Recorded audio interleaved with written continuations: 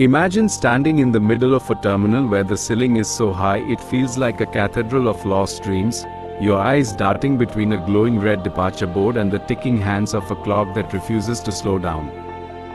You clicked on this video because you know the feeling of having a ticket in your hand but no words in your mouth, and that thumbnail of a traveler in crisis isn't just a picture. It is a reality many faces every single day. The struggle is real.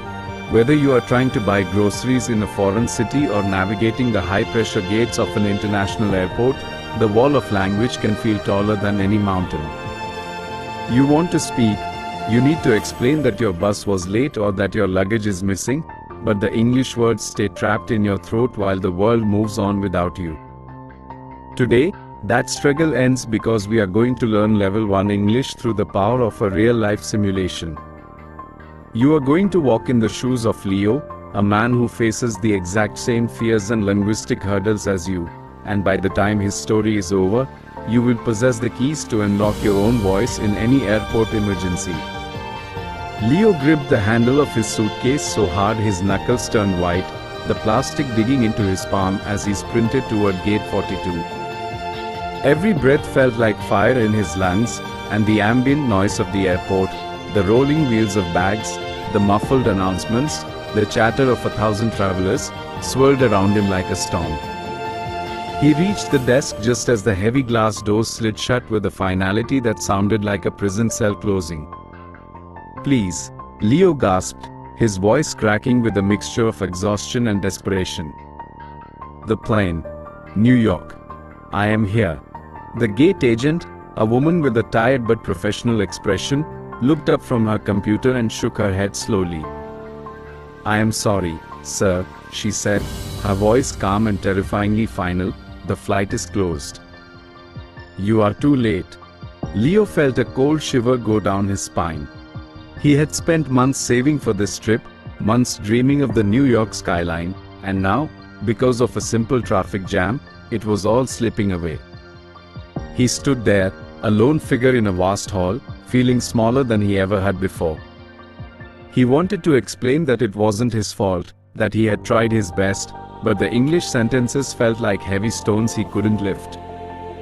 This was the moment he had always feared, being stuck in a foreign place, unable to fight for himself. But Leo took a deep breath, remembering that silence was his only true enemy. He looked the agent in the eyes and used the simple, powerful phrases he had practiced. "I missed my flight," he said clearly, forcing himself not to look at the floor. "What are my options? Please help me." The agent softened, seeing the genuine distress in his eyes. She told him he needed to go to the customer service desk at the far end of the terminal. As Leo walked, every step felt heavy. He passed a duty-free shop where people were laughing and buying perfume, and a cafe where the smell of roasted coffee reminded him of the home he was trying to leave behind. He felt like an outsider, a ghost wandering through a world of fluent speakers. When he finally reached the service desk, the line was long, a snake of frustrated people all clutching passports like shields. He waited for 45 minutes, his mind racing, rehearsing the words over and over. "My flight number is UA123. I missed the connection. Is there another plane?" He said it under his breath, a mantra to keep his courage from fading. When he finally reached the front, he met an officer who looked overworked and stern. This was the ultimate test. "Hello," Leo started, his heart drumming against his ribs. "I missed flight UA123 to New York. My bus was late. Is there a flight tonight?"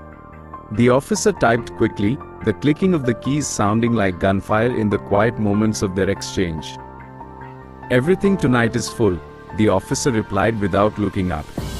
Leo felt a lump form in his throat.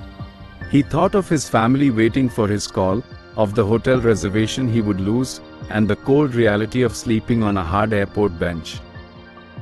Deep emotion surged through him, a mix of shame and anger. But he didn't give up. "What about tomorrow?"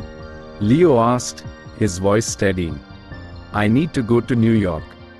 I have a boarding pass, but I need a new one."